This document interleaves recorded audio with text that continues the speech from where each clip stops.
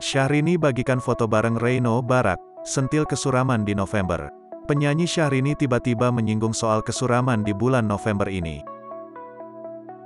Artis Indonesia yang akrab disapa Inces tersebut diketahui kini tinggal di Singapura bersama sang suami, pengusaha Reino Barak. Entah apa yang dimaksud oleh artis bernama panggung Inces tersebut namun mendadak menyebut tentang kesuraman. Hal tersebut diketahui dari unggahan Syahrini melalui akun Instagram pribadinya, @princessyahrini.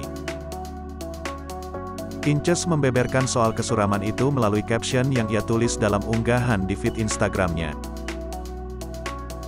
Artis 40 tahun tersebut mengunggah beberapa foto terdiri dari fotonya sendiri saat berada di suatu kafe, foto bersama Reino Barak hingga foto bersama rekan-rekan. Ya, seperti biasanya Inces selalu mengabadikan beberapa fotonya untuk keperluan foto OOTD. Nah, melalui caption dalam tulisan bahasa Inggris, Syahrini menyentil terkait kondisi yang suram di bulan November.